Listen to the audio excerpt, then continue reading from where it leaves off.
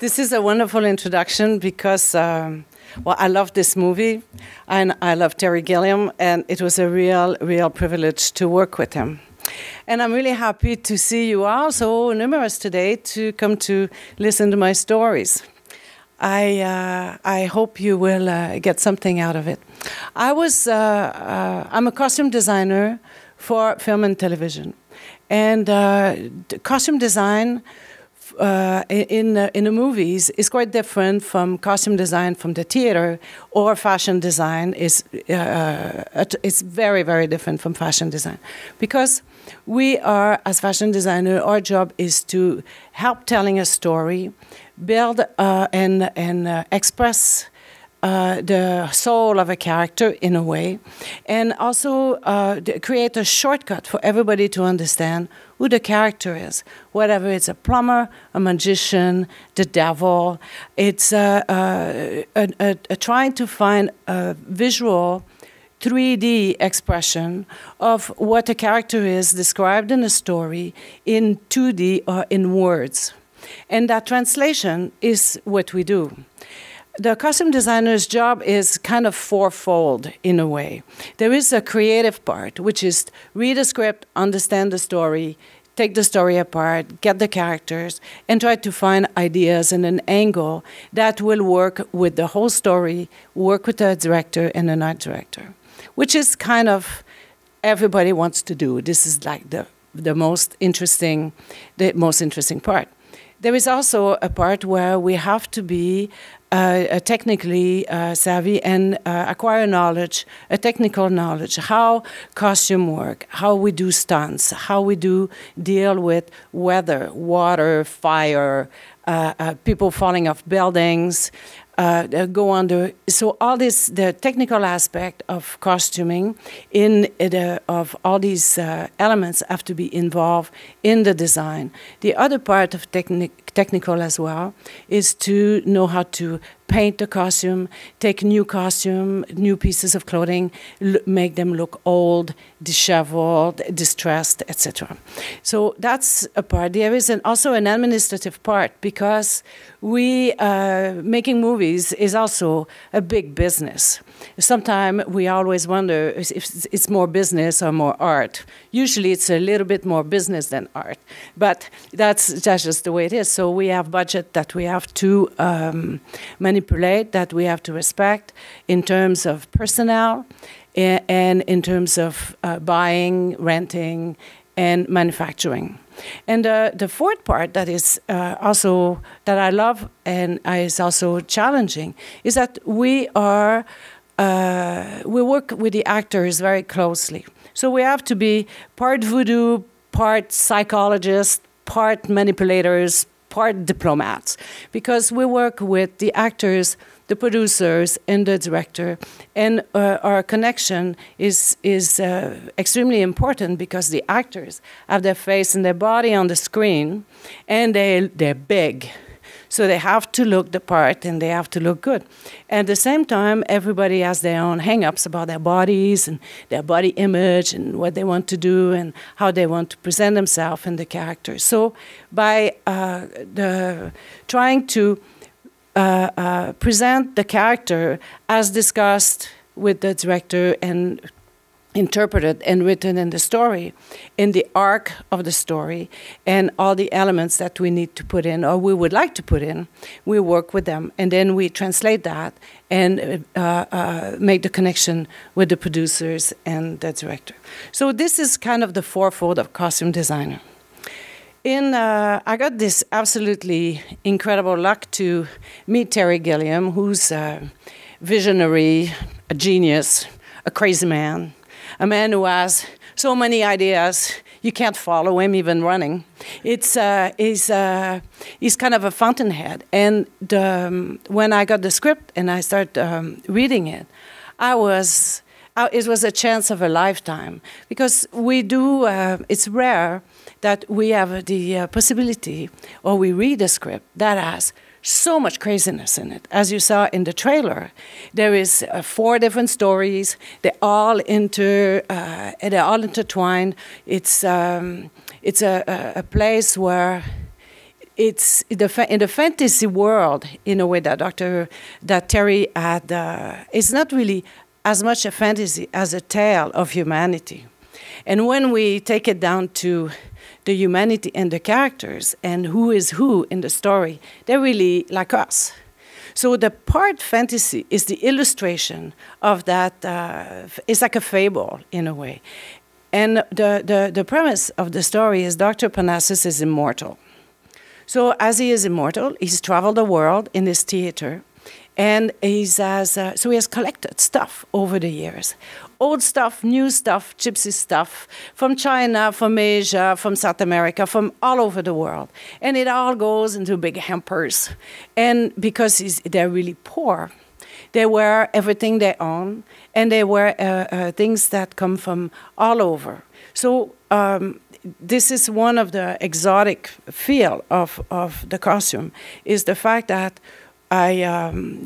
we build up the costumes with numerous pieces of clothing that I've collected all over, some new, some old theaters, and then we compose with this, so with all the elements. So that was the premise. Terry said, you know, these guys, they're gypsies, they're dirty, they live in this caravan. And the theater part, where there is the mirror, is the part where it's all to be inspired by 16th and 17th century theater in Europe and Commedia dell'arte. So I had a big canvas to work from. So I will show you some slides of the costumes, and I'll talk a little bit about the costumes and how they were built and why they were built. I just want to warn you that the pictures are production stills. They're not by professional photographers. They've been taken by costume people. You will see in the pictures that there is crew, there is cameraman, there is all kinds of stuff happening behind and around the actors. And some are a bit blurry, and some are really clear. But I thought that for an introduction to behind the scene, that would be interesting to see how somewhat we try just to manage as fast as we can. So Dr. Parnassus is a visionary in a way, and he plays the part of a yogi, which he's not at all. But this is his stage disguise, and that helps bring people in through a kind of a really weird meditation thing. And people go through a mirror. And when they go through the mirror, they go through Dr. Parnassus' imagination mixed with their own, and they find their own desire. Sometimes their wishes come true, sometimes not. So we were shooting in London in the middle of the winter, and it was super cold. Like super cold. So a yogi in India is usually dressed just with a loincloth. Well, there was no way we would put a loincloth on Christopher Plummer, who at the time was 80 years old on top of that. So we designed, I had like a piece of fabric of unbleached cotton that was about like 7 meters long. And then we wrapped them every day over a pair of long johns. In fact, he wore like 3 pairs of long johns, but so that's why he's covered. And the patch of makeup on his head come from research where some yogis wear a color and on their white makeup. So as you can see, there is the hose for the heat and the crew. So that was like the first part of Dr. Parnassus. And also one of the idea of him is because he's very, very old in the story, he was always cold. So I made sure that I layered all the clothes, so he was always wearing like 4 or 5 layers. And also I thought that he was an old man, he was to go to sleep in pajamas. So I went to Marks and Spencer and I bought him pajamas. And then I found a big, long, horrible sweater full of holes, and then the scarves, and then so to create that sense of history, that sense of having traveled and collecting things. I found that extraordinary kimono, men kimono with heads on it, which also describe Dr. Parnassus very well. And it was like pure luck. So the idea of gathering, hunting and gathering, which I call, which is like to find pieces and be lucky, and suddenly you get a store of interesting stuff, and whoop, things make sense. So that was, and he was wearing also rubber boots, and I thought that it was not, it didn't really matter, because the story happens in 2010 London. Even if he's very old and he wears ancient clothes, he can also wear rubber boots because it's muddy. So that, that story comes through as it's not anachronistic. In a way, it is anachronistic, and it's also very, very present day. You can see also that all the beard and the hair, it's all wigs. So the makeup artist was really fabulous, because all these pieces were glued on Christopher, and he hated it with a passion, but it looks fabulous. So you can see here he has like PJs, and he has a sweater, and he has a vest, and he has a scarf, and he has gloves, and if we could put more, he would wear more, even if he thought it was a bit heavy. When I talked about technicalities also, this scene was shot in the middle of the night, and we had a water tower. So because it was not raining in real life, but in the movie it is raining. So we put like big towers, you probably know all about that, and it's with big hoses, and it rains all over the place. So Dr. Parnassus was... became really wet, of course. So in order to protect the actor and him, and it's a trick that we do, we put like raincoats and rain gear of plastic and rubber under the layers, under the clothing. So when it pours rain, they have sometimes a wetsuit and long johns and wool, and then they have this plastic layer, and it's all hidden. In a movie, you never see that plastic thing. But it's part of protecting him from the elements. And this is one of the picture of Dr. Parnassus that is quite well known. And if you go see the Otherworldly, the exhibition here at the TIFF, that costume, that reproduction of costume is there with the Chinese robe that I found rolled up in a costume houses. It was all old, it was falling apart, there was no sleeve, it was torn. So we kind of repaired it. And it became part of a very important costume when Dr. Parnassus is very comes out and he does his magic tricks. So also Terry Gilliam does all the art direction, and the art direction is extremely lush in color. It's very rich.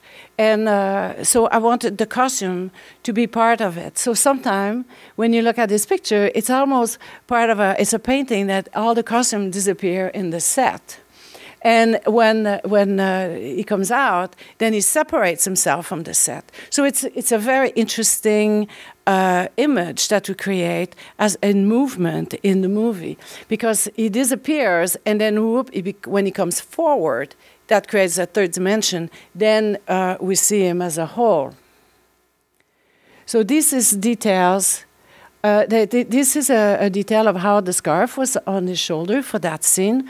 We take a lot of pictures of the costumes, the way they are worn, all the way through shooting, because we never shoot in order. And sometimes we have to pick up a scene 2 days later, and then we need to have the costume worn exactly the same way as it was 2 days before. So the costume people on the set take a lot of pictures to make sure that all the details are correct. And it's not just the number of pieces that we put on the actor, but also how they were worn, how they move on him. Like the hat, for example, it's important to know that the jewel on the side was just above his ear. So then when we shoot later and later, we know it's there. And we have references. And this is a makeup artist making sure that the beard is glued properly, it doesn't fall off during the scene. I love that hat, and that was found in a big pile of boots. And so, as much as I'm a big proponent of taking care of clothing, sometimes you find treasures under a pile of boots. And they were dirty, and the hat is dirty, but it gives kind of a lovely, kind of Westernish, monkish character to Dr. Parnassus. And I love that image of him in the night in his coat. So more of a... And this, we went from stage yogi in that big wrapping thing to a yogi that is dressed as a Sikh. So we stayed in the Indian formula, but changed the look. So in the story, the whole theater changed. And we had these long shirts made in India Town in London. And it was really interesting to have them there. And so I think he looks great. And he looks very dignified with his, this fob and his scarf. And so the pleasure of doing a fantasy film like that is that we can mix everything. And we can create beautiful images that are interesting and that translate the state of mind of the character. So here is this. And then we go to an example of what we call aging or breakdown a costume. We had to make 3 of these. So we started with good fabric in a beige color, and we made 3 pair of pants, 3 shirts, 3 coats, 3 scarves. And then we took them. The story is Dr. Parnassus spent 40 years in the desert, not 40 days, 40 years. And he's crawling, and he lost his daughter, and he's looking for her.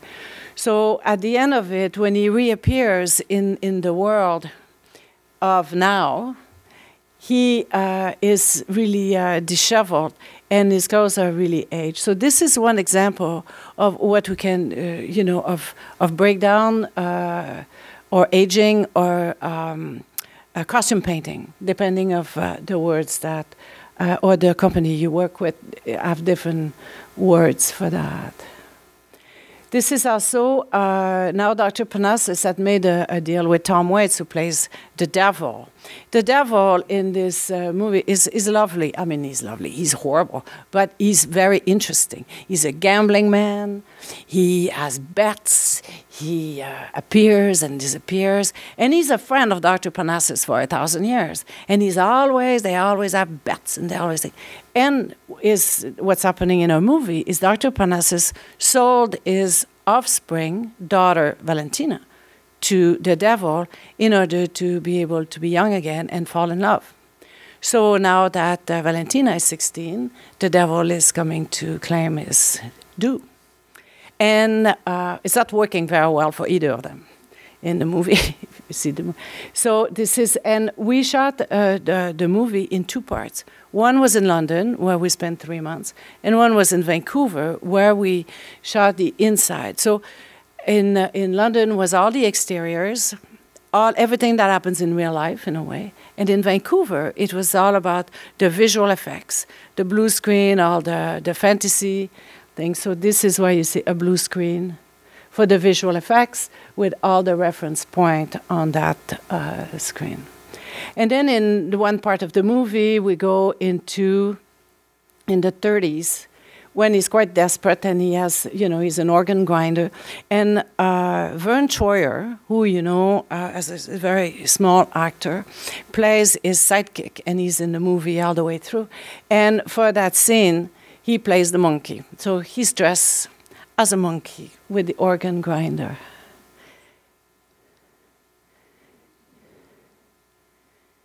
So that's another part of the story. And then we arrive in the time where Heath Ledger passed away in the middle of a movie. And in fact, he passed away in transit between London and Vancouver. As we have shot in London all the exteriors, Terry Gilliam had to reinvent a way of what are we going to do now that we have our main actor who plays a really, really charming but evil guy. How are we going to do that? Are we going to replace the guy with another guy, or what are we going to do? It seemed that you cannot hire somebody and make him look like Heath Ledger. It would not work out. So, of course, Terry, being a genius, devised the idea that when we go behind the mirror, we can look like anything we want. So he hired 3 more actors to play the role of Tony. So we had Tony in real life played by Heath Ledger. And then we have the romantic Tony played by Johnny Depp. The businessman Tony played by Jude Law. And Tony, the evil guy who meets his fate, played by Colin Farrell. And they would wear the same outfit. Everybody wears the same outfit. It's just their face change. And everybody who goes to the mirror as it was different actors. So they wear the same clothes, but they have different faces. So this device seemed to have worked very well. And it was really eerie to see Johnny Depp arriving and wearing the same clothes. It's not the same suit, but it is a suit that we made for him out of the same cloth that we had to find like 100 meters of. So this is in the theater. So when Tony arrives with the gang of Dr. Parnassus, he wants to be more or less anonymous, and he starts to play a role during the theater plays, during the shows. So he's dressed it was described in the script that he went into a hamper and he found a tutu, an armor, and a funny hat, and then he would present himself. So we changed that a little bit, and I found in this costume house those beautiful suede boots, blue, and his pants that became kind of a staple. And the tutu that we put lots of jewels on, and an Elizabethan silk blouse, a scarf, and a hat from another era, which I think is kind of more a Hadja Renaissance of some sort, which is, and the mask, well, we found the mask in Venice. And so this is what I mean about blurry when I said the images, but I thought that because of the movement, it creates quite a poetic image. So here you go, Tony selling tickets at the theater. Whoop. What is that? Help!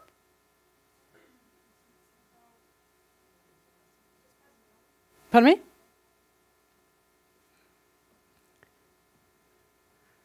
Maybe I push a button of some sort?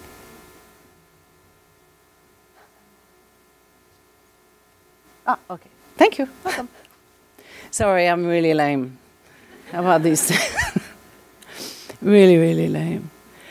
So also, this is another costume we made for Heath. That was what we call the Pierrot costume, the white clown. It's also part of the series because he was such an evil guy, and we have the devil, who was all in black, that's played by Tom Waits. We wanted to use the cliche of the black and white, the white knight and the black evil, and make, as they are, both of them, really in the darker side. It was interesting to play on the black and white idea. So all his costumes are more or less white with different pieces. So that was a costume he wears in a big battle and roll down, so another painted costume that was enhanced with stunts and rain and mud. So that was on a break in the shoot that night in London.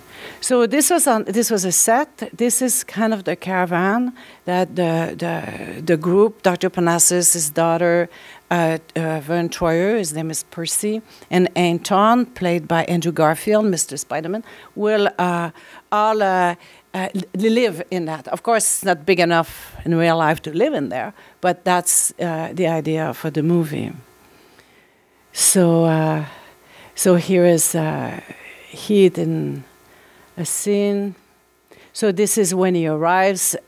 He's been hanging under a bridge and he's been saved. So, and he's been sleeping in a box full of dirt.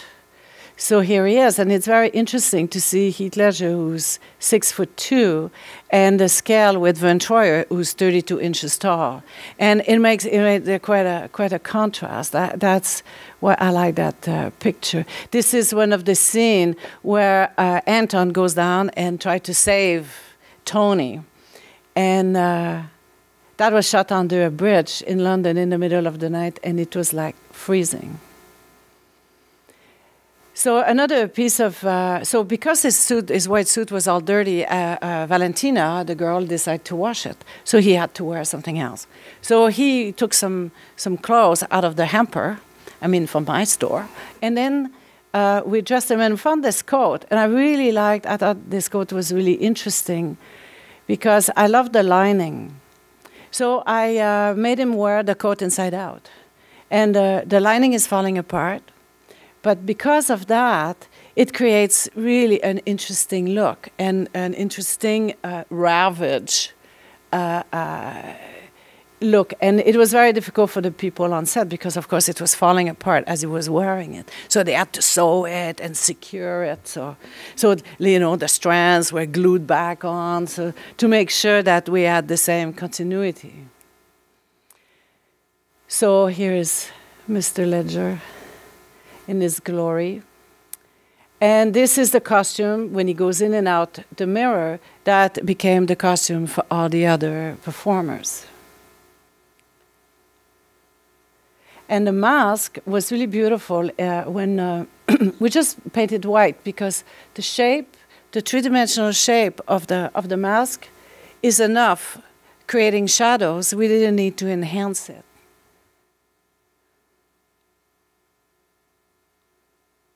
Cold. 2 scarves, why not? And here is the other devil, and Tom. So for Tom Waits, we went to a different ways. For Tony, the suit was a kind of a 70s inspired 3-piece suit with 3 pockets, and the shape that was very popular in the 70s. And, of course, it was made at à la mode of 2010.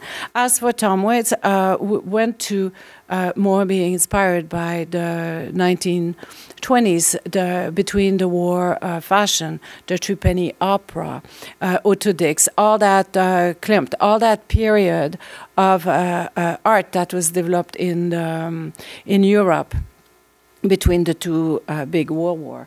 So there was a sense of being irreverent, and at the same time, we wanted to have a relatively elegant look. He also, we were talking about him being a bit animalistic, so the makeup artist put some hair on his ears, like goat hair, and a bit on, and his nails were really weird. He wears gloves a lot, but when he doesn't wear his gloves, he had like really kind of pretty animal nails and like horn. And then, so of course his shoes had to be pony. And so the way we developed the costume is he's wearing a 40s tuxedo jacket, very thin kind of punkish pants that just go over the boot so they're really slim. It was before Slim came in. It was very slim, and then it goes over the boot that way. And we made that vest out of silver brocade. So the only color really that we have is the red bow tie that create that element of color and surprise each time we see him. So that's what creates the irreverence, as it's not really a tuxedo. It's kind of an elegant tuxedo. It could be, it's a mix of period, and that red tie is his signature in a way, as well as his bowler hat. In the story also, Mr. Nick, his character, comes and goes all the time. So sometimes he appears with a bag full of apples, and sometimes he has flowers, and sometimes he comes in with an apron full of blood because he just killed a few people. And it doesn't matter because he is who he is, and he has these possibilities of appearing and disappearing. These pictures were done, and Tom Waits is the most absolutely lovely man in the whole world. So here we will talk about Valentina, or our only female protagonist of the movie. So she was played with Lily Cole, who is a fantastic model. She's really tall. She's 6 foot tall. She's statuesque. She she's not a rake anymore, because when she was 14, she was doing a lot of print. When she grew, when she aged, of course her body changed and, became more womanly. And but she is fantastic, because as it's rare for a model to agree to wear anything. Anything. It could be 5 layers, 3 layers, be half naked, be overly dressed.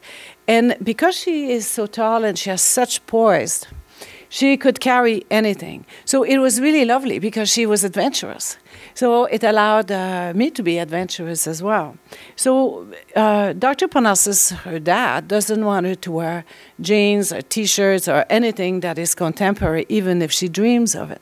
So she dresses with everything that are in the hampers that has been also gathered along the travels of Dr. Parnassus. So on stage, costumes are really more stayed, also very ornate and very ribbons and very everything. And this is a stage outfit. It is like, you see, she has a little bigoudi, we call it, things in her hair to. This is just before she goes on performance in the scene in the movie. This is another visual effects scene that we shot, and Terry had a big scene when she's floating over a world of water lilies and perfume bottles, and it's totally insane. And so we made this dress, and we didn't have a lot of time. So I found a basic dress at BCBG that was yellow. And then I bought 10 meters of silk, 10 meters of polyester, 10 meters of ribbons of any kind, and some wide, some thin. And then we just like with the cutter, we took the dress and expanded, made it immense, and also really stringy, and changed the neckline. So finally that dress was just like the base of that beautiful Medusa kind of dress. This is another really simple outfit. When she's inside the mirror, she's all in white, and she's really shining. So we made a corset and decorated it with the flowers and the ribbons, and create that kind of ethereal, little kind of angelique, kind of angel, kind of in cutout forest. If you see, it's all cardboard. The set was like that. And then that's another, so at one point in the movie, she lives in the real world, and she has to go to a big event, and this is where she has to make a decision between what she will do, if she's going to get out from the joug of her father and create her own life. So this is like a real crossroad in the story. So Terry wanted her to be dressed in red to accentuate that problematic. And the dress is really wide. So there is a lot of stunts, and there is a lot of movement, and she can dance in it and everything. So I love that picture, because I wanted to show you the makeup, the really, really pretty makeup. Sarah Monzani is a makeup artist from London, and she was a hair designer as well. And we created that look. That look is called Beauty. And she wears that outfit on stage, so it's a beauty. So we put lots of ribbons on the wreath, and all old corset. And it was and I found all these old flowers from the 40s in a drawer at a costume house called Angel in London. So we took all that, freshened them up a little bit. Kind of spit on it a bit, and then we put them on. So there was that really that quality of age and the loveliness of dust over it. So that's another costume, which is called the Esmeralda costume. So I really was interested in trying to find not only Asian, Chinese, and or Japanese kimonos and this kind of fabric, but I was interested to go in Eastern Europe and the tradition of Eastern Europe and the Russian fabrics, Hungarian traditional costumes, and all that. So all these pieces I looked for, and I found some in. Whoop, we're going by there. I found some in different stores, in secondhand stores, in Salvation Army, and also in some exotic stores in New York and in London. So this, because it was very cold, we agreed that we would use all the layers.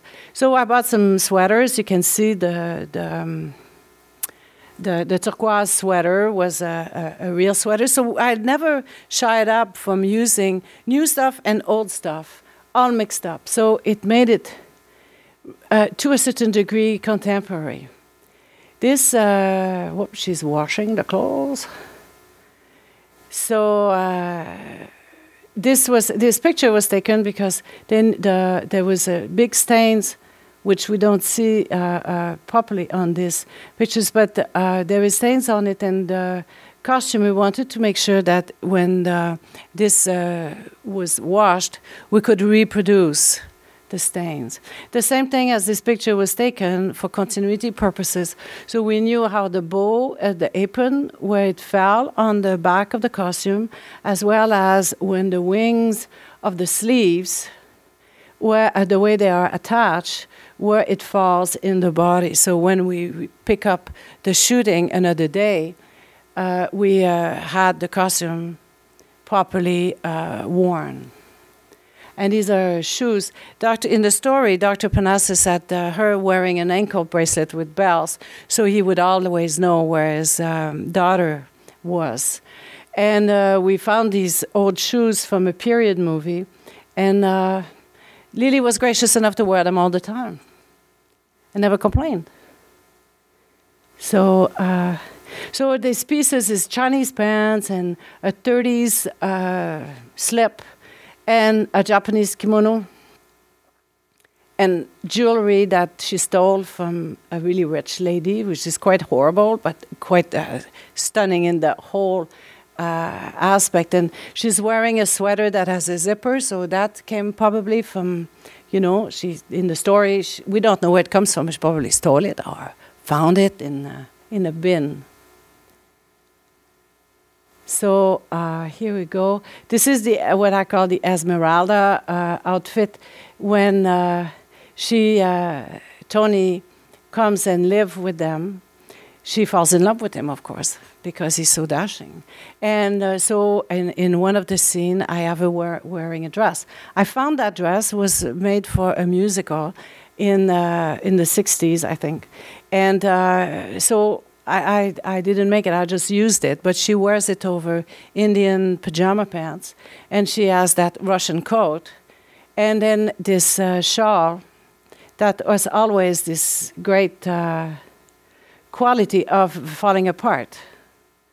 Falling apart sometimes is very poetic, and it's very useful to create a mood. So here is Esmeralda.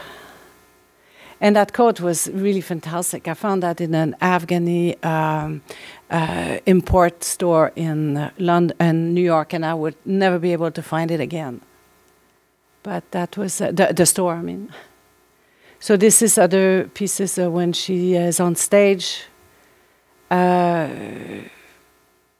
Crowns, lovely pieces that are supposed to go for queens. There is, of course, an accident, and then everything gets disheveled, and she's kind of losing half her costume in the scene. More or less. It's very garish.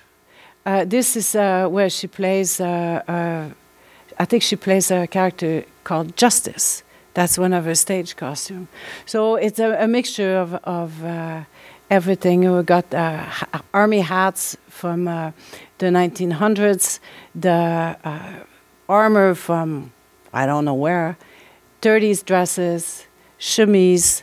Everything is mixed up, but it creates a fantastic image with a sword there. And here go again with her bells. And then we have Anton, played by Andrew Garfield, who plays the god Mercury.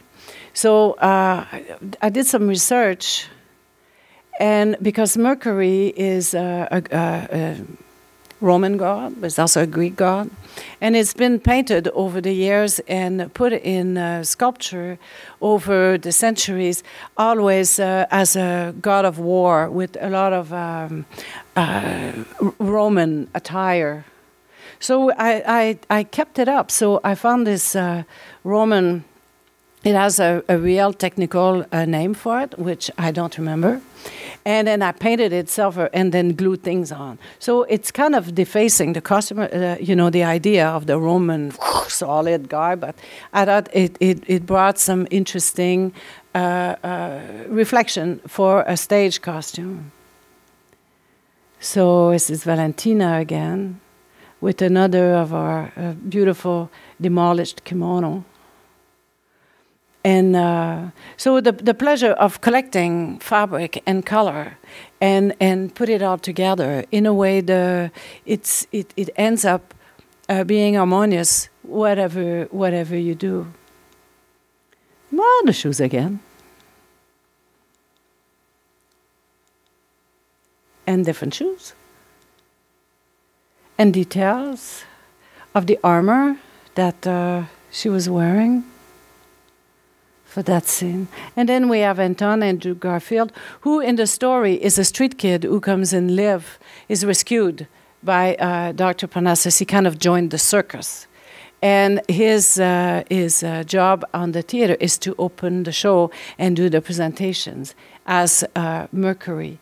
And so his costume is built the same way as all the other costumes are built, with bits and pieces. So long johns that he wears all the time, and when he's dressed in the civilian way, he has holes in his jeans and things. So we always see the long johns sticking out. So it's part of his attire totally, and also the makeup that was designed by Sarah is so pretty. But he wears this silver makeup that he never really takes off. So he has always a bit of makeup in his face, even when he's dressed normally. So here's also a kind of a picture, continuity picture, to see where the wings were, because the wings were falling a lot, so we had to glue them a lot. And here we go, the same with the wings on his boots. That's a picture detail for the continuity, how the cape was attached. And here he is out of his, just in between, in a scene after the stage, but before becoming dressed. This is a monster that we created, and we needed to, Terry said, give me a monster. Oh, I said, well, fine, I'll give you a monster. But the monster had to be, it had to be functional, and Andrew had to be in it, because in the scene, he takes off the head of the monster, and then we see that it's him.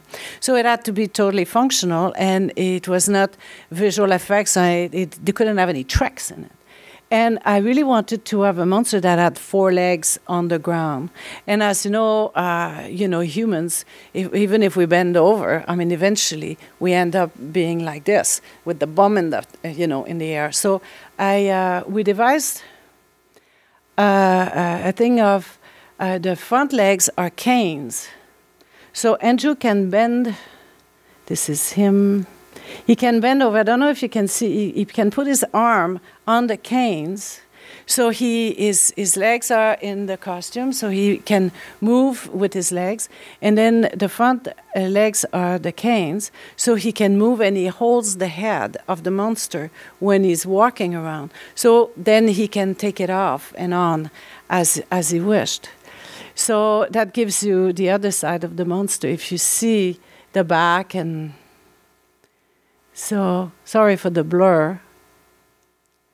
And this is the front view of the monster. So it was a really interesting challenge, how to make it work with no tricks. So we bought like another, 50 meters of really bad fake fur that was painted and washed and dried and scratched. And so it becomes kind of an old, weird things with ivy almost growing on it.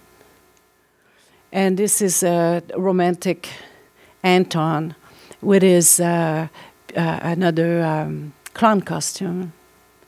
And here he is again.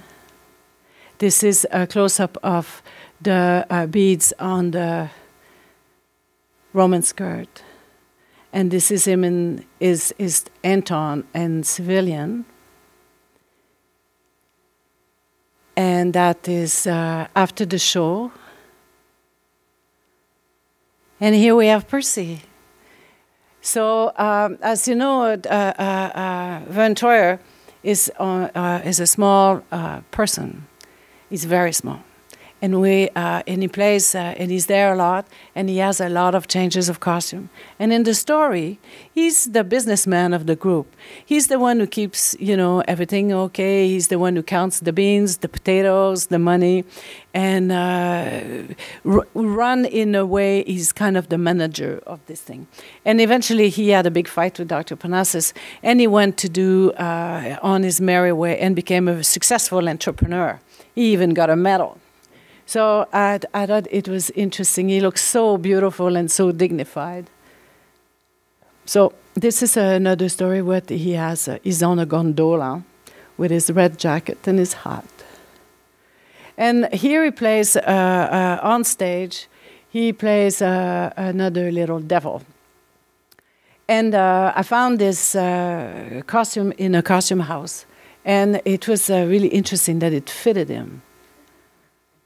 Because Vern, as he's aged, of course, his body was also really small. It's also changing, and he's not as mobile. I kept that picture because of the scale. So here he is again, and then Terry wanted to have a really ugly beast. He likes ugly beast, Terry. So when it's not a monster, it's a bug. So we created that bug. So we did a bodysuit on which we put some padding. So to augment his let's say this is his profile. So he has a big chest, and because of his back, he has his spine goes this way. So by augmenting these two pieces, and on top of this bodysuit, we put some styrofoam balls that were cut in half, and spheres, and tennis balls, and ping pong balls, and all kinds of things that then after that was covered with gauze and glued and painted and latex on top of it. And we added layers and hair from old wigs. And so it became quite a pastely, really disgusting kind of a look. And it was really interesting in his nose. It's just a sheet of paper that we rolled and painted. And eventually that's his bug outfit. So you can see all the little details of the bubbles everywhere. It's just ping pong balls and styrofoam, but it was really fun to develop this costume. And also, of course, Terry wanted him to have wings, and a big face on his bum. So here we go. If that is not ugly, it was so ugly that when the costume was in the costume department, the girls put a sheet on top of it. They didn't want to see it. But it's quite effective, and it's how do we work it out and let the imagination going. So the costume painter was great, and this is his captain's coat. And also, I always wanted Vern always plays characters that he's kind of taken advantage of, and I really wanted him to be dignified. And I think that all these costumes, beside the bug, of course, look really great and gave him some gravitas that I thought he deserved. So here he is again. And this is when there is the buggy that they live in, the caravan, has horses, and he's the one who drives the caravan. So I thought it would be a nice Cossack coat would look good on him. And I found these in second-hand stores, army stores. You can find all these devices and these metals and things. And so we used that. So here he is. Here he is. Little boots, little shoes. We had a bootmaker make the boots, and Vern's feet are barely bigger than that. They're about that big, and they're a bit rectangular. And the bootmaker was saying, "Whoa, that's impossible. Well, that's impossible. I mean, I cannot make boots that." And I say, "You're the bootmaker, so make it." And he did. And we got beautiful boots. Et voilà, so this is Anton opening the show, and this is the way this presentation ends. So I just wanted to introduce you to the universe of costumes, and that this movie was a chance of a lifetime to work on, and it was, for me, it led me to come here to talk, and I will always be very grateful to the actors who wore the clothes so graciously, and for Terry Gilliam, who invented such a fantastic story. Thank you very much, and thank you for coming. Thank you so much for that amazing presentation. You spoke a lot about working with the director. Could you speak a little bit to the audience about how this opportunity came for this particular film and the timelines, like how much time you had with the script, and how many designers were with you, and all of those kind of details, because there are so many costumes, and I know it's a pretty short window. First of all, well, it was a luck. To a certain degree. So the way it works in the movie industry, as you probably know, is that there is directors are coming into the city to do a movie, and then they're recruiting some let's say costume designers. So they meet and they see resumes, and they say, "Oh, this person, this experience, this resume must be interesting." Then they call people and they say, "Are you available? Would you be interested?"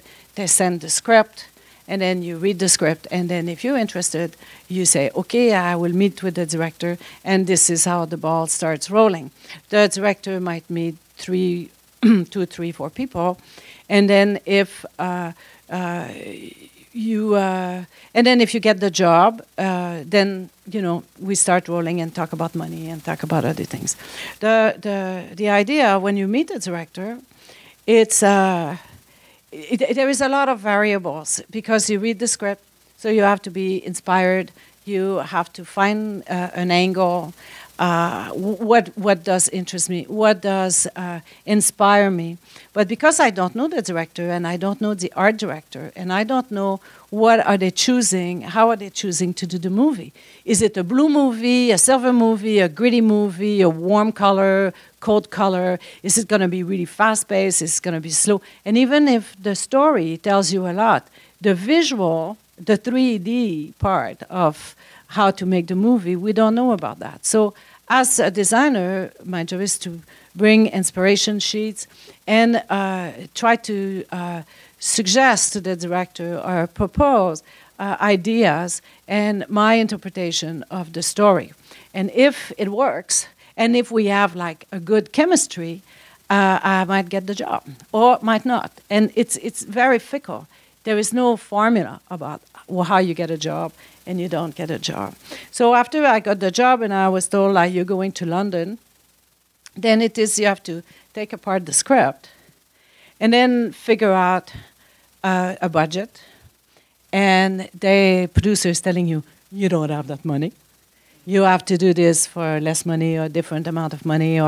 And then as in movies, we do clothes all the way through. It's not like a play where everything has to be done ahead of time, because on that night, 15 costume goes in, and that's it. That's all.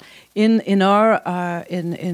movies, because of the schedule and because of actor availability, we develop costume all the way through the production. So we had 7 weeks to prep. And in London, and I went traveling for a week from London to San Francisco and New York to meet all the actors. So it was a a really short. So that's why I choose to go that way. Not only because Terry said what he told me about the collection, but also because it's a shortcut. If we were to make every piece of clothing, we would die. We would still be sewing. So this is the magic of costuming, is that we can take contemporary stuff, we change it, we mix it, how can I say that, we deconstruct to reconstruct something else.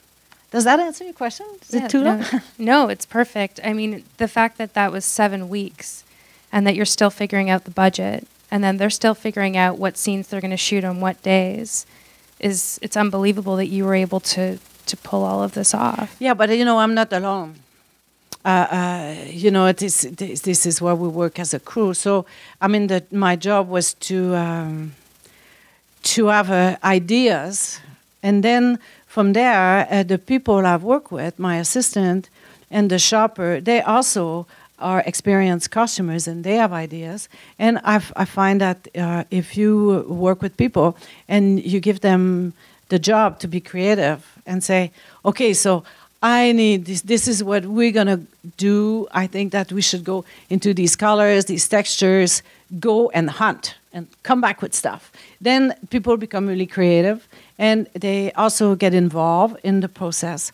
And then it's a part, a collaboration. And also the art director, the photographer, the cinematographer, they all have a say in it. So when we do a movie, it's not just like me, myself, and my costume. It's me and the art director and the photographer and the director and the props guy and the grip and the electric. And because we're telling one story, which is our movie.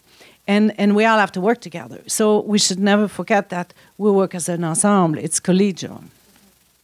And so could you talk a little bit about your relationship to filmmakers, to the directors? You mentioned yesterday when we were speaking that, there are some directors that love working with actors and costume designers, and some that would rather focus on, helicopters and machines that blow up and different.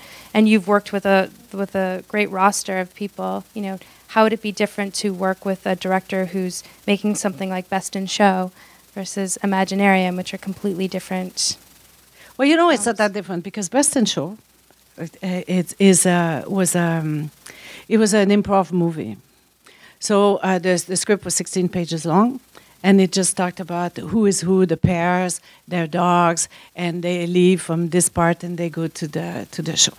So it was very interesting because Christopher Guest wanted really the actors, because they're improvising and it is their character, to choose their costume and to be very involved, or to choose or being very involved in their costume. What I discovered, it was very interesting, is that some actors can really see themselves in the character, and some have no clue. They have no idea how they would what they would look like. They know how they would have certain mannerism, they would have certain tics, or they would talk in a certain way, but I don't know what they would look like. So the Best in Show is almost a fantasy show in a way, because that to go with the actors and then they say, okay, so help me. This was so much fun. So then everything was open up as well to bring and to support their characters. So it was a great way to work with the actors, and Christopher Guest really respects his actors. I've worked on action movies where effectively the director couldn't care less about wardrobe, hates actors. They're just people who move machines.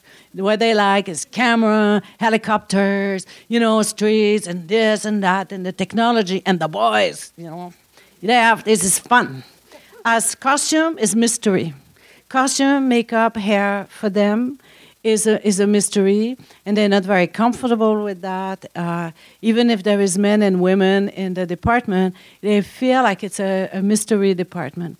So sometimes they're a bit hostile, but sometimes mostly they let you do, and they hope for the best. And so it is our job as designer to engage a relationship of confidence. And also, if my relationship with the actors is a relationship also of confidence, then we can bring to the director some interesting ideas. And then if it's not too bizarre or too way out, then they will be able to relate to that. So it's like everything. I mean, it's like everybody. Some people have an eye for it, some people don't. It's a question of interest and a question of fear, because we all have our own hang-ups, and, actors is the same. Whatever you're tall and skinny or short and a bit round, we all have our hang-ups, whatever you don't like your feet or your knees or your nose or whatever. And actors are the same way. And because their face is 70 feet tall on a big screen like that, we see every pore, everything, every bit, every of their shape. And so eventually, their hang-ups are magnified. So what we have to do, even if the actress is the loveliest, most beautiful, has a beautiful body, she still hates her knees. I have to respect that, right? And I have to help her getting over that hang-up, or by putting her in pants, or in shirt, or having the boots that go here, having stockings, the right height of the shoes, so the leg, like this is all tricks, and to create that kind of relationship and make it, working. Could you tell us the difference between us? You talked about the costume design, you talked about the aging process of some of the materials, you talked about some of the themes. Could you talk about the difference between a stylist and a costume designer? Yeah, I think that a stylist is represent and plays with the trend, create a trend, expose or express a trend. I think that it creates an image for fashion. It's quite different than costume design, because costume design has to do, we use the trends to help our character development. But if putting some clothes together creates a trend, that's like Wall Street, for example, years and years ago with the suspenders and all that. But but the difference is that we live in the world of storytelling, and we also have a huge technical aspect to it. And also, things might not be pretty all the time, and they might not be, and it can be really boring. You do a story of a plumber and a lawyer.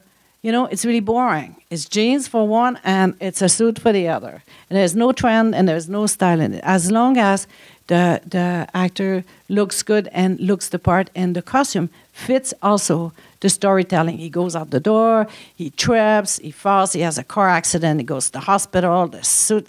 So the why the actor is wearing an outfit is also dictated not only by his character, but by the action that will happen. And I think that makes the difference between stylist and, I'm not sure, you guys are in fashion, so you might have opinions on that. Yeah, let's open up the questions to the audience. We have lovely volunteers who have microphones, so if you can just wait until the microphone's handed to you. Yes. In your presentation, particularly for this film, one has the impression of a large shopping trip. And as a costume designer myself, I know that's not exactly the case. Tell me how you managed the rendering process to communicate your ideas. Surely you could not have created a work of this scope with no costume renderings. Well, I had... yes and no. Because there is two ways. The script was really large, and the demands from the director was really large. The canvas was wide. So what I had to do first is to take the script apart and say, who is, what do they do, who they are, where they come from, what age they are. So reduce the scope to what is these characters. And then there was it was evolving all the time. So it started with basic sketches of ideas, and then by gathering, by hunting and gathering stuff, then things started to take shape. And it was because it was found, and then what needed to be made was made. And I was working partly at the Angels in London. There's a big costume house. It's a fantastic costume house. But the tailors were extraordinarily expensive. So we had to choose very specific all the pieces that we were making for the time that we needed in London. Of course, when I got to Vancouver, we worked on a different system, and I had cutters and sewers, and then it was a whole different ballgame. So the rendering was pretty minimal. And it was, and also because the director, I saw the director very seldom, because he was very, very busy. When I would gather 4, 5, 6 racks of clothes, and then Terry would come and we'd do fittings for 4 hours, let's say, with Lily Cole. And it was really fun. We had tea, and then we discussed the character, and things evolved. So the renderings were few, and they were, but for Vern Troyer, had to be very precise, because because of his body shape, and exactly needed to be really clear for the tailor to do things. And of course, when we had suits and things, rendering were as needed. But I didn't start with a whole series of drawing. So I did the first movie, and then somebody said, "Can you do a commercial?" I said, "Have you done a commercial?" "No." "Have you ever done it?" "No." Can you do it?" "Yeah." So I think it has to do with my temperament, and this is how I got started. So I really learned my trade or my craft by doing it. It takes a long time. I mean, in a sense that, you cannot just be a designer or be a costume. There is an apprenticeship in that. There's a question right here in the middle. Hi, I actually have 2 questions. Okay. But my first question is regarding sourcing. I'm just wondering how much of your life you've spent developing where you get everything from, because you can design a costume and you can have the little flowers and the little beads and all different types of fabrics and things like that, but it's another thing to find those things in reality and construct your costume based on what you've imagined. And I was just wondering, how much of your time do you spend sourcing new places? You talked about getting stuff from Salvation Army and getting stuff from fabric shops and this costume house in London and things like that. And I'm just wondering, how much does sourcing have to do, how much time do you put into that? Well, I mean, every movie has his own different sets of problems. So, for example, I did a movie called Underworld last winter. It's Underworld 4. It's about vampires and, monsters and all that stuff. And the hero, the woman, wears a slick lycra suit. It's a rubberized lycra suit. Well, we eventually had to buy 200 meters of that because we made 80 suit. So it means also that we need 80 zippers. And it means that, and then she has a corset, so it means that we needed so many square feet of leather and so many 60 zippers that are 5 inches and then 60 that are 12 inches and this and that. So we source for specific purposes. And with the internet, it's fantastic because, you put zippers and then you get to YKK and then you can order your zippers and they arrive 3 days later. So I think that the sourcing depends of what the movie is asking from you. And eventually you create a Rolodex. But, stores open and close, things move, and so the sources now are all over the world. So we have things coming from China, and you have things coming from India, and you don't have to get out of your office. So it's quite fantastic. And I'm not very patient on that, but I have an assistant who has incredible patience for that kind of stuff. Can I ask my other question? Yeah. Okay. Sorry, and my other question was just regarding the budget. When you're given a budget to work with, I have no idea what the budget would be for a blockbuster film like this, but I'm assuming it's larger than most like smaller theater productions and stuff. So I'm just wondering, how do you work within a budget, like, and stay on top of what everything costs? Like when you say you have to buy 60 meters of fabric, like, do you already know ahead of time how much that fabric is going to cost? Like, how much of it? More or less. You know, like what happened is that it works both ways.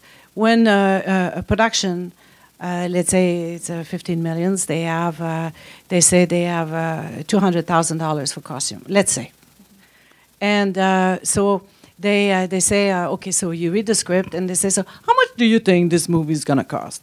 And then I know they have some money, but they won't tell me what it is because they want to know how I will develop it.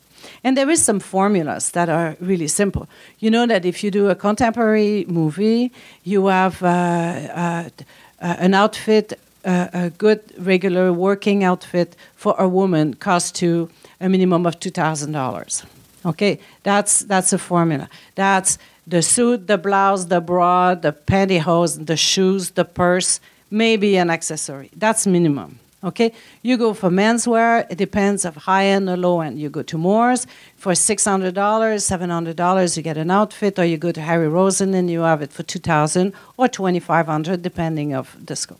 So there is formulas. You know that you go to fabric store. You know that if you go to the wholesaler, it's going to be $10 a yard, $20 a yard, $30 a yard. So you know that at the end of it, if the budget that I want to make, the way I see the movie, depending of multiples, the amount of stunts, the amount of squibs, the amount of costume that will be destroyed, then I would say it's $250. Then they say, oh no, you cannot have $250,000. You have only $200,000. So you say, okay, so how are we going to deal with the stunts? Do you need 10 or 5? I can afford 6 on 200,000. So that's how it works. It's a work of it's relatively simple in a way because we know what things cost. So you buy. So if it's a movie that will be shot in very, very active and very cut, very like chicka-dum, you know, you don't problem no feet. Okay, you don't have to buy ballet shoes. You can just buy Aldo shoes and you'll be fine because we'll never see the shoes. You have to put the money to spend the money how do you say to get the bigger box for your money. So if the movie will be shot from waist up like television, it's kind of a head in a box. You don't care about the shoes that much, okay? So unless eventually in a scene, the girl is sitting in a couch with her feet like that, of course, now you need to spend money on the shoe. So, and if you do period, it's the same thing. You do 1880s, and you need 20 meters to make a dress. You have to figure out how many dresses do I need at 20 meters, and when you get to this kind of fabric, it might be $50 a meter. So that means that the dress, before even being made, is already costing you, a lot of money. So this is how you manage, and then you have personnel, which is the other part of the budget. We have a question right here. Yes. Thanks for your presentation, by the way. I really enjoyed it. And I wanted to ask, so I guess taking off from her question, you had money as a constraint, obviously, but you didn't have period as a constraint in this film. So did you constrain yourself, or were there other constraints on the costuming? Or could you just do exactly whatever you liked and say, well, it was in the bin, it was fine? Well, I mean, it's... I don't know how to answer that question. Because it's, we had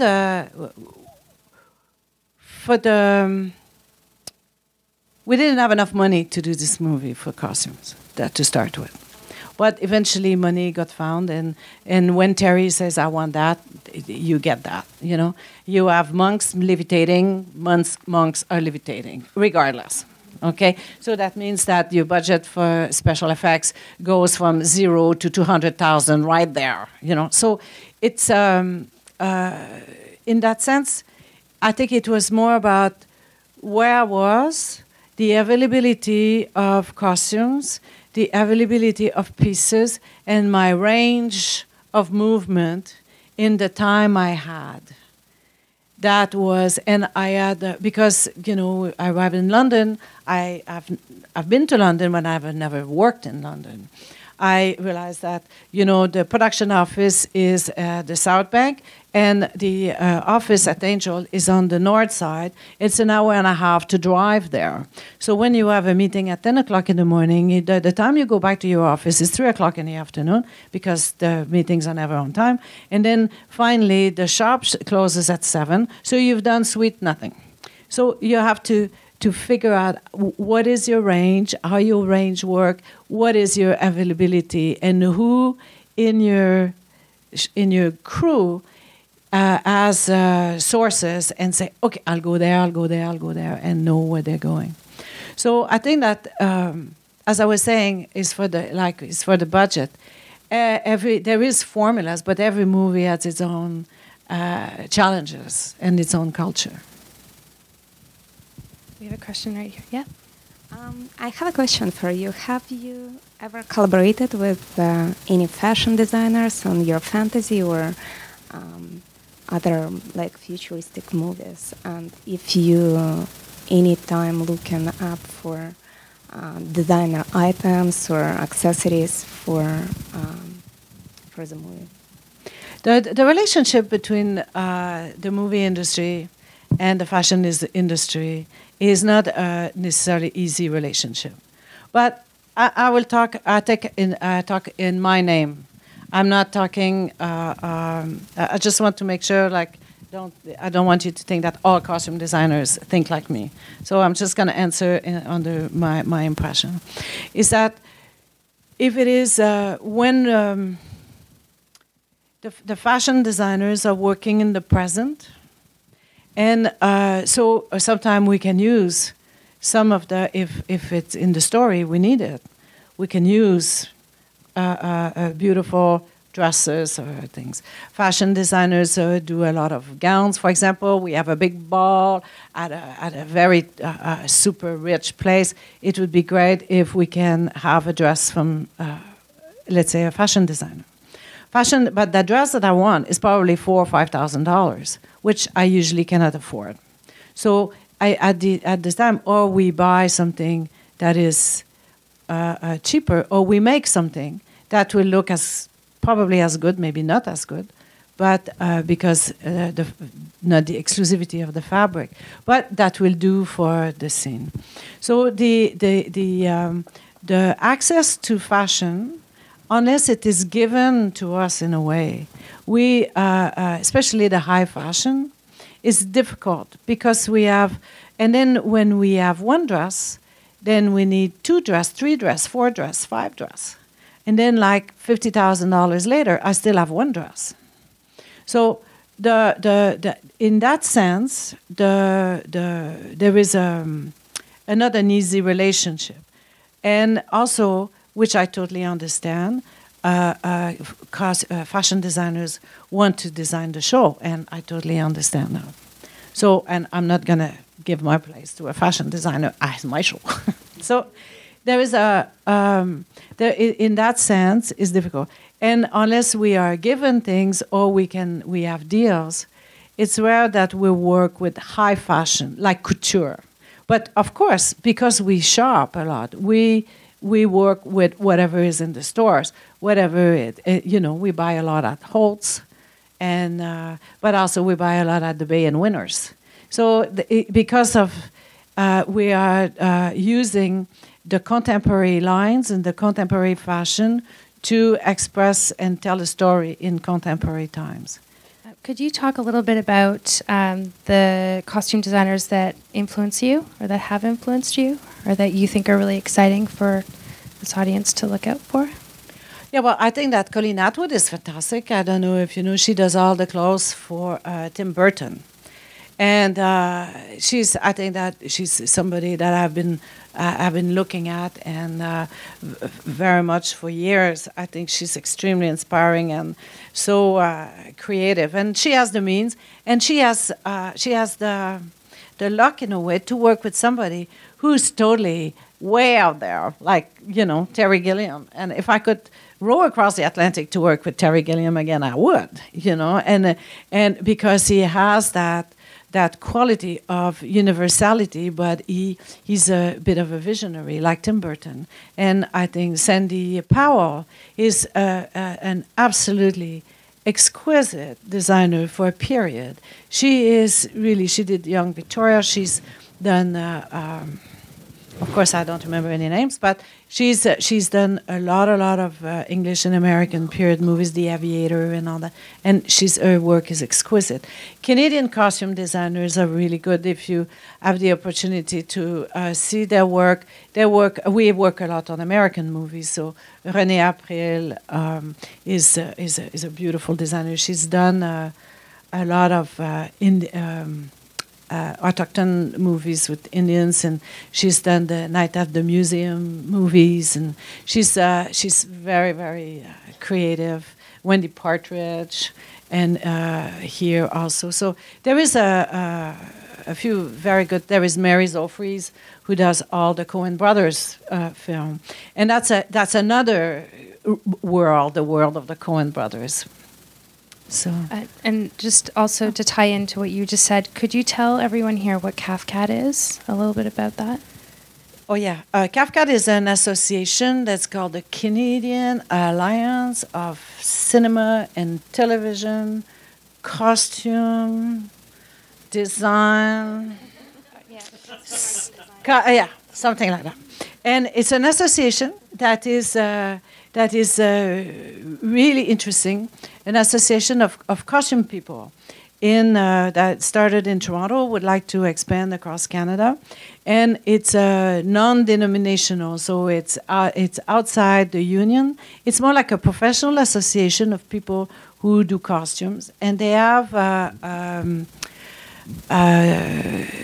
pedagogic program for people who want to go into the movie industry. And in January, they have what they call Costume 101 workshop, 2 weekends in a row, where you, for people who are interested to come in the movies, but know really nothing about protocol, about what is happening in the costume department, how does it work, and give some basis to make choices eventually if it's something of interest that you want to pursue, or give you some basics so when you show up on a set, you have your phone shut off and you don't walk in the eye line of the actor, and you learn the terminology and all that.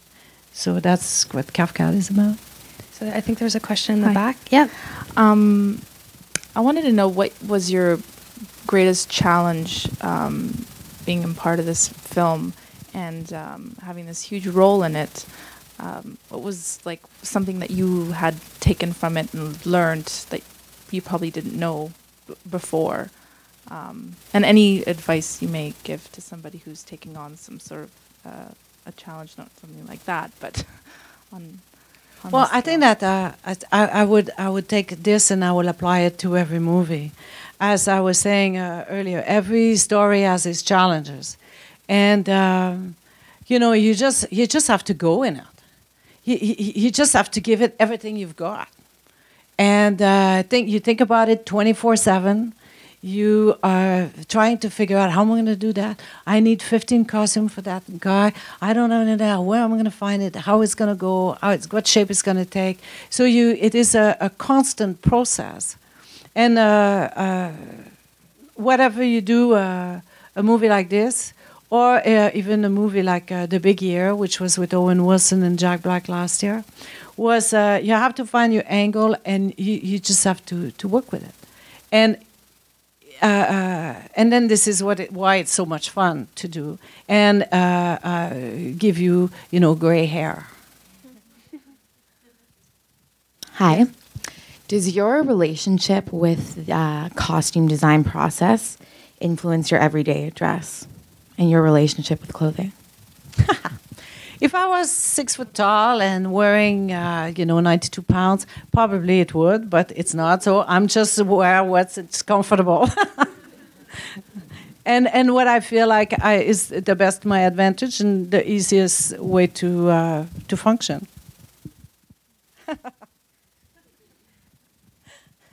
Okay, so once everybody sort of gets their role in the movie, the set designer, the art director, costume designer, whoever, how do you then come together at one table and align all of your visions? Is the director that somebody that really, you know, he's heard all of your ideas, he's seen all of your inspiration boards? Is he the one that sort of controls everything from there? Or are you working very closely with the set designer to make sure that colors, textures, how does that relationship work with the rest of the designers? Okay, so we have one captain on a movie, and is the director. Well, sometimes the producers try to be captains as well, but usually we have and when they get to finance the movie, the director has probably been working on this movie for already a year or two. So the director has a vision. He knows what he wants to do. The time he casts all the actors, he has also a role for each actor. So he has a sense, if not totally developed, but he has a sense of where he wants to go. And that's why he chooses the production designer or art director that he chooses is somebody who will enhance his vision or realize his vision or brings something more, because that's what an art director do. And it's the same for us. He might have an idea of a costume, but he hires a costume designer because that's what we do and that's our trade, right? So mostly when we form a crew, we form a team, and then we work together. But our chief, the big chief, is the director. Yeah. And yeah, because it doesn't just sprout. It's something that is long maturing, usually. You mentioned that there's aging, and in the exhibition there's frost, you know, for the film The Thing, or there's blood splatter, and there's all these different. Do you find that you become a specialist in certain ones, or do you just have to, you know, find someone in your crew that knows how to figure that out? Certain scenes not working, you just need to experiment and hope and spit will put it together. Like, how do you figure out how to do things? Yeah, like there's so many techniques that you need to figure out. You need to take care of the actors and make sure that they're warm or they're cold or they can move in this fabric. You have to make sure that with the lighting that, you know, maybe the texture itself isn't coming out, and you have to pull that out more to show, you know, the symbolism for that scene. Do you have, when you're recruiting for your team, do you look to see, okay, well, these people will be good at these certain kind of effects for a specific film? Yeah. Effectively, I mean, it's the art of, you're never good by yourself. You're only as good as your crew, right? So depending of the movie, if I do a mountain movie and a snow movie, I will get people who are used to do that kind of tough. They know how to create snow. They know how to do all the effects with the flocking, with the wax, with the fake snow, with all this, and they have experience. So I can say, you know, like, you guys, this is the effect we're looking for, and they can go for it. And there is people who specialize in that. There is, like in Vancouver, where I work, there is different groups, and they specialize in effects. For example, there's people who are very good at blood splattering. You know, in one of the movie I did, there was a girl who was wearing a shirt, and the director wanted blood splattering. You know, it's from that animal that's been killed.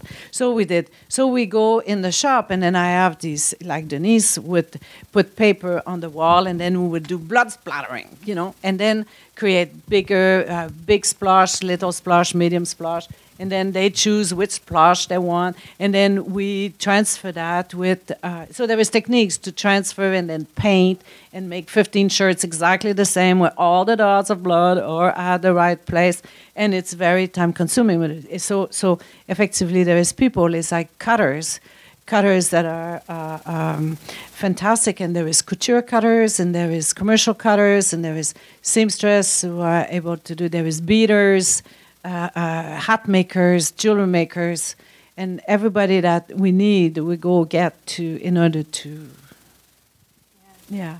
It's amazing that when you're talking about hunting and gathering, it's also the gathering of all of these skill sets and then the personalities, right? Because you have the personalities of your crew that then have to gel with the personalities of all of these different, it's like the circus and Imaginarium.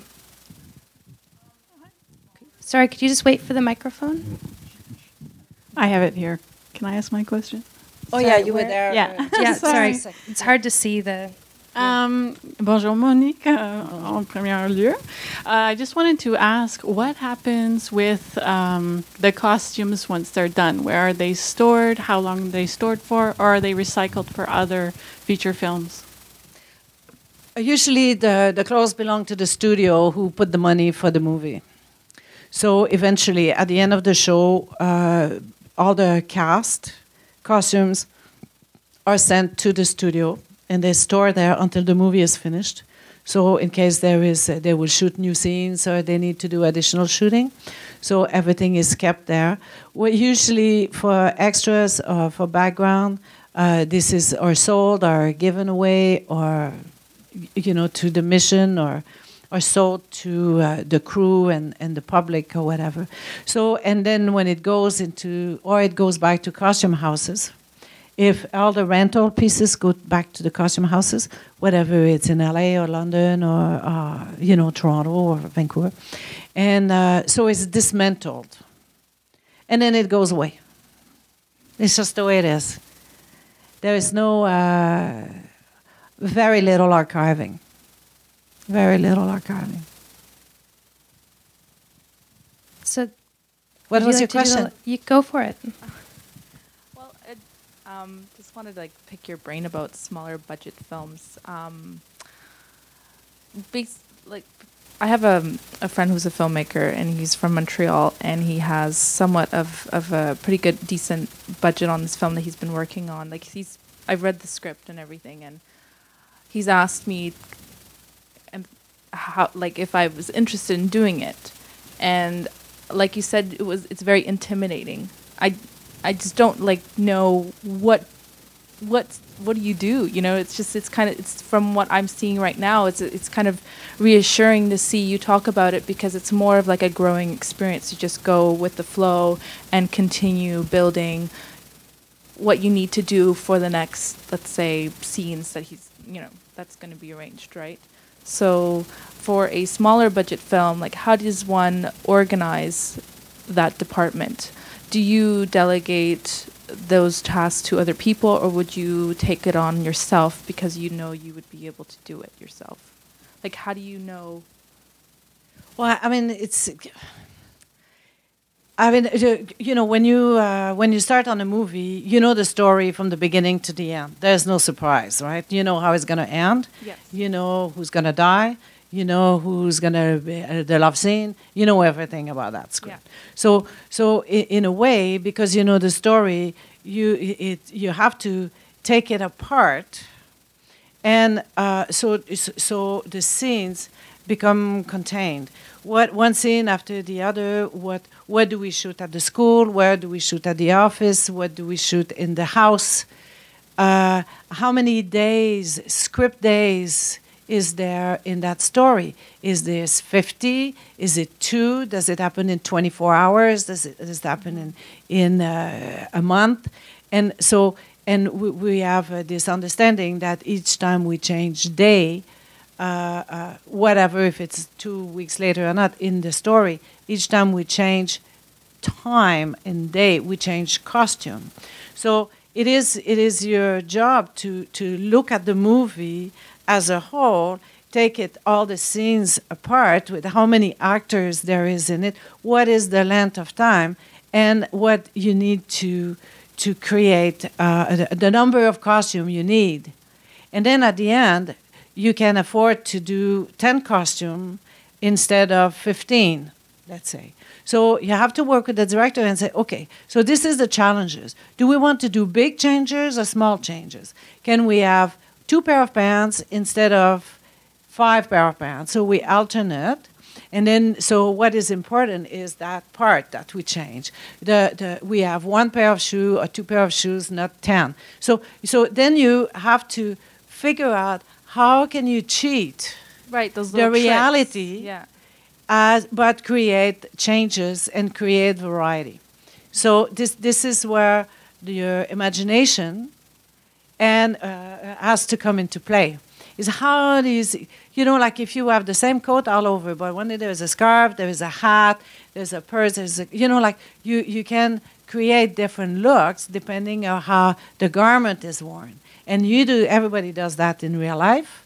And you just have to apply this. So you have to track, in a way. You have to trick the viewer. So you have to take everything apart, plan it, and then present an idea of each character, and then go from there to the physical clothing that you make. Like that will be last, basically. Yeah. And also you have, and also depending on what the story is telling you. Like, for example, last year when I did The Big Ear, it was a story of 3 guys who are bird watchers.